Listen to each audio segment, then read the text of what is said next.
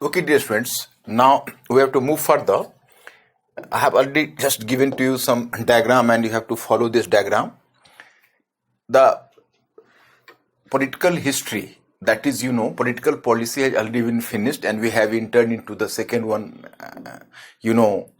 issue or second one subtopic, and that is administrative policy. So even you are supposed to link this British administrative policy to the specific British colonial interest. It was in this context I have discussed previously in the previous class the reforms made under Robert Clive and his successors, what you know as the diarchy, what was the nature of diarchy. But when Warren Hastings came into power, he made a direct takeover of the British administration in Bengal. So in one sense, it was Warren Hastings which gave an initial formulation to the British administrative structure in Bengal. So now it is in this background we have to move further. This is diagram, we are just at this point, Then Warren Hastings, he took the administration of Bengal directly into his hands and he abolished the diarchy, specific reforms, the standardization of collection of duties. My students, here I am just making you clear, as you have to deal with the topic of foreign reforms under Warren Hastings.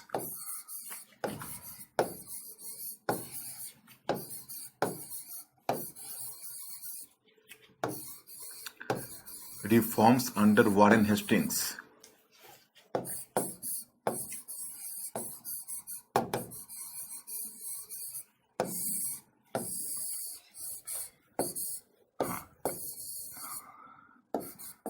Revenue system. Revenue. In revenue, you can say land revenue,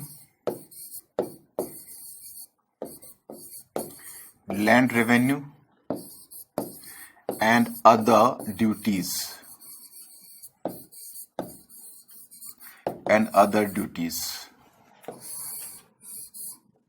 Oh, sorry.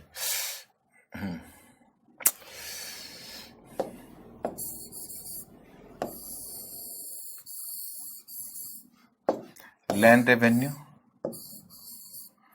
and other taxes and other duties.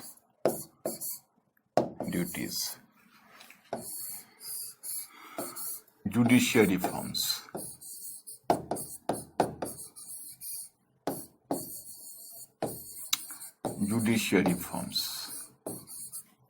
In judicial reforms, you will find here the 3-1,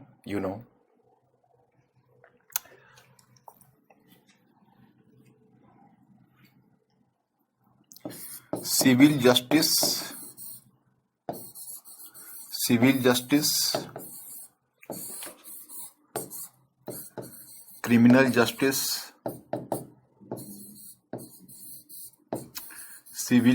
criminal justice,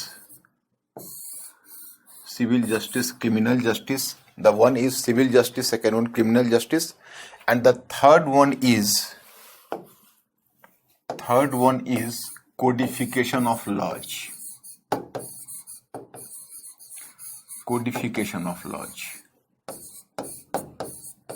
So it is in this background we have to understand the reforms under Warren Hastings. My students, whenever you are going through the book, the most formidable challenge before us is that we are biting a lot, that is praiseworthy. But more important thing is that whatever we are biting, how can we chew and digest them? How can we make it a part of the thought process? Simply we are observing the administrative reforms under Warren Hastings as a bundle of informations which we are going through time and again to preserve them. So that would not produce the expected impact on our writing. Better we should leave all the informations and put all informations aside. Start thinking.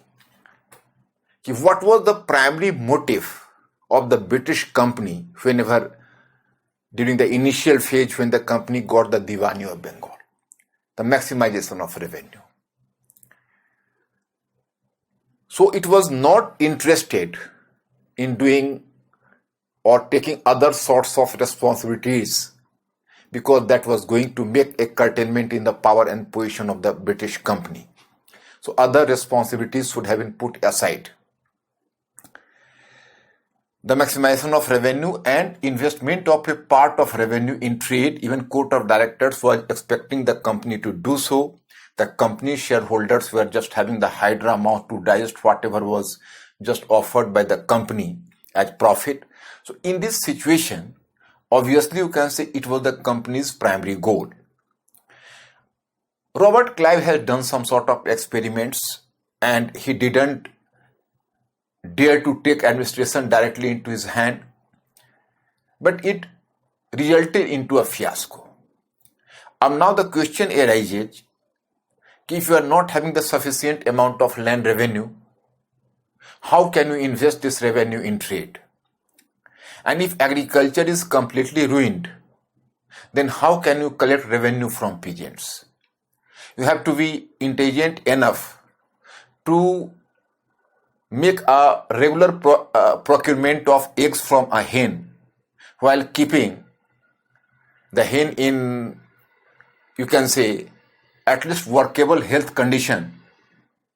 She should have, or it should have produced the sufficient number of eggs.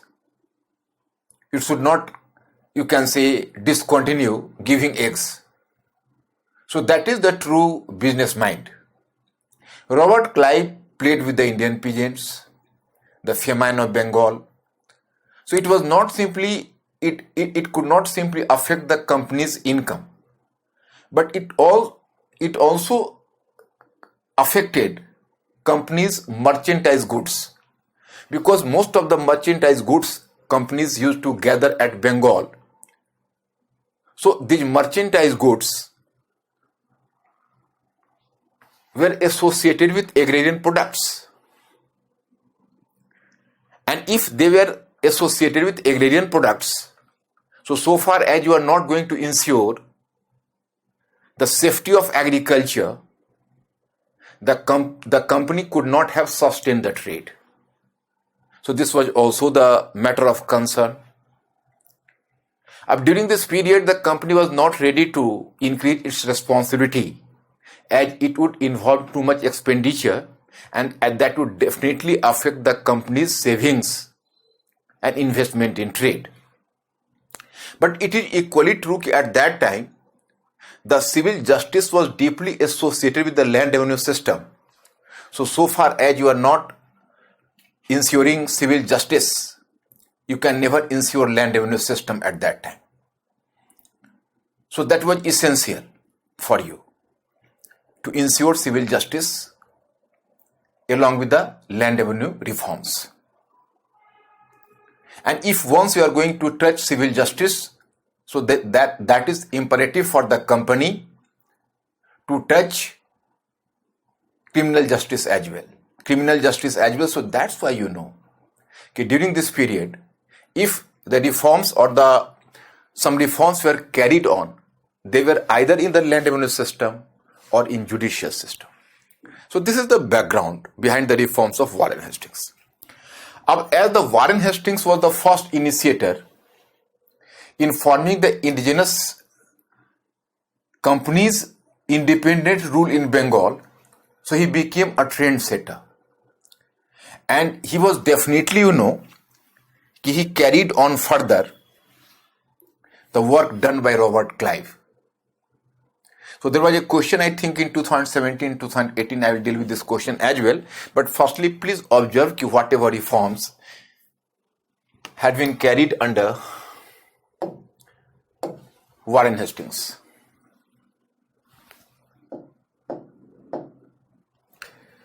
Standardization of collection of duties. Earlier, zamindars used to impose the duties on goods. This system worked as a disincentive for trade. So Warren Hastings developed a new system. Now the right of collection of duties was taken back from jamindars and its rate was fixed. Then it had to be collected only at 5 transit points: Dhaka, Hooghly, Murshidabad, Calcutta and Patna. Definitely you can say any company's officer could have given the priority to the collection of revenue first. So even Warren Hastings gave priority to the collection of revenue first. But here there are the two different types of revenue. One is the land revenue, another was you can say other sorts of duties. So in case of other sorts of duties, there was a very wrong precedent. Normally such duties were being collected by jamindars, and jamindars were active in different areas at every 2 and 4 kos or miles, you can say, some miles. There was some jamindar and he used to impose the tax. So it was working as a disincentive for trade. Disincentive for trade because it was going to enhance the cost of the products, you can very well imagine. So Warren Hastings abolished this system. And instead he just standardized the collection of revenue or duties, and only he fixed 5 transit points, 4 in Calcutta, 4 in Bengal and 1 in Bihar. Means ki Calcutta, Murshidabad, Dhaka, Hooghly in Bengal and Patna in Bihar. So this was the reforms. And judicial reforms, now you have to observe here. But before judicial reforms, I think, my student, I am making you clear about the land revenue reforms first. Land revenue reforms. Up here you can say this was the utmost concern of the British company to maximize the collection of revenue, and it was this objective which led Robert Clive to adopt this ruinous system, what you know as the diarchy in Bengal.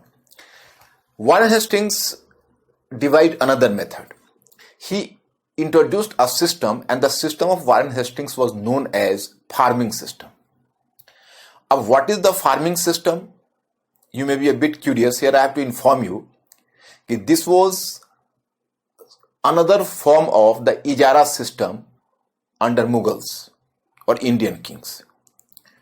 So actually, if you will just observe the Mughal land revenue system, you will come to realize that during the good days of Mughal, the Akbar system could work efficiently, and under this system you can say that there was the proper place for the measurement of land, assessment of land, as well as even the collection of revenue. Right from the time of Sher Shah, the safety of agriculture and protection of peasants were kept in view.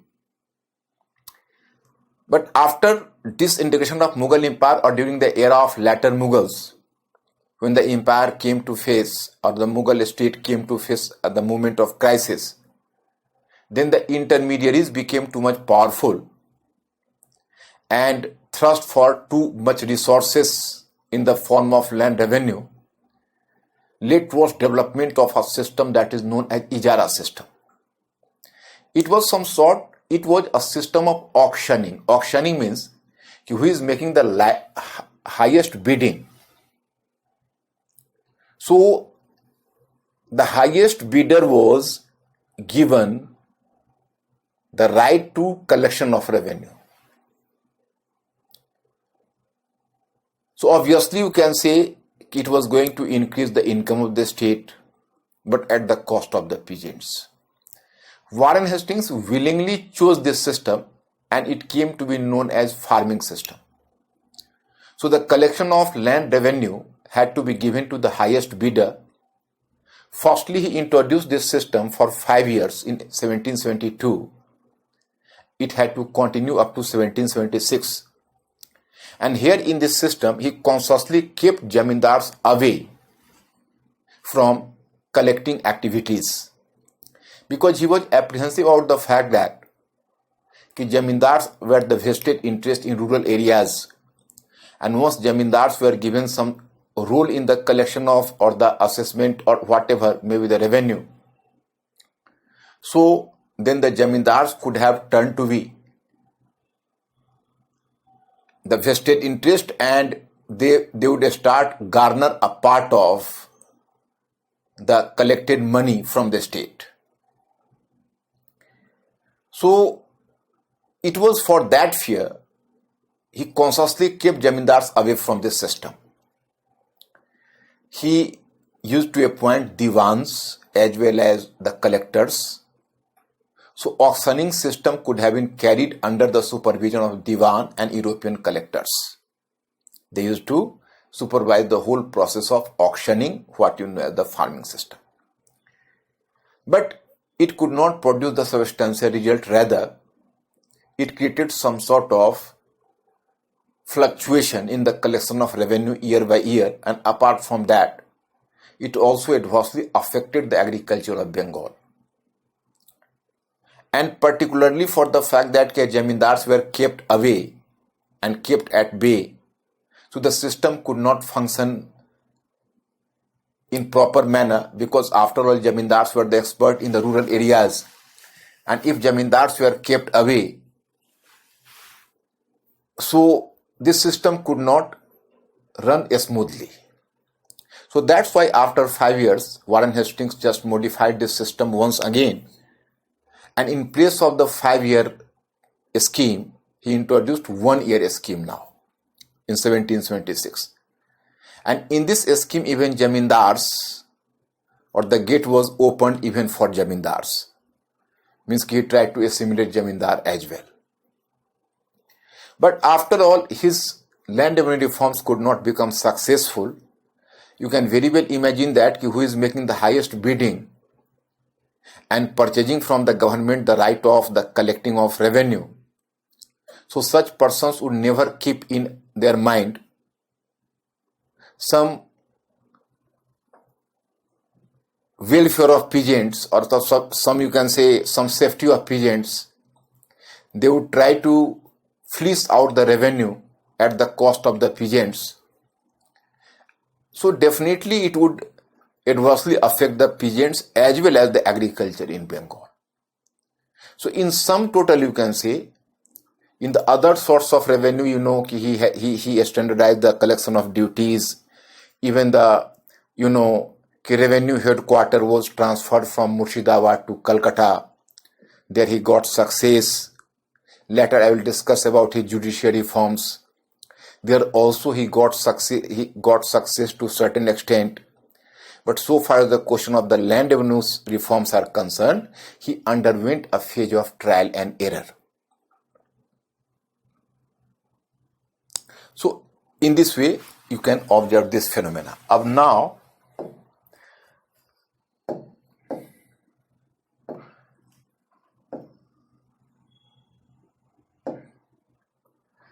observe slightly judiciary reforms. Whenever we are talking about the judiciary reforms, you should keep in your mind the two different category of courts. One was the civil court and another was criminal court. So he established both the separate civil court and criminal court. Hastings reorganized judicial system in Bengal. He established hierarchy of civil and criminal courts.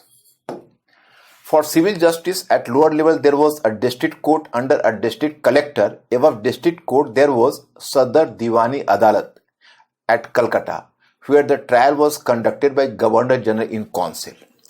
He just created a hierarchy of court. At district level, there was the district civil court, and here the trial was made by district collector, who was the collector of revenue as well, European collector. So he was just, superintending the court. And above the district court, there was Sadar Diwani Adalat. And Sadar Diwani Adalat was established where? Sadar Diwani Adalat was established at Calcutta.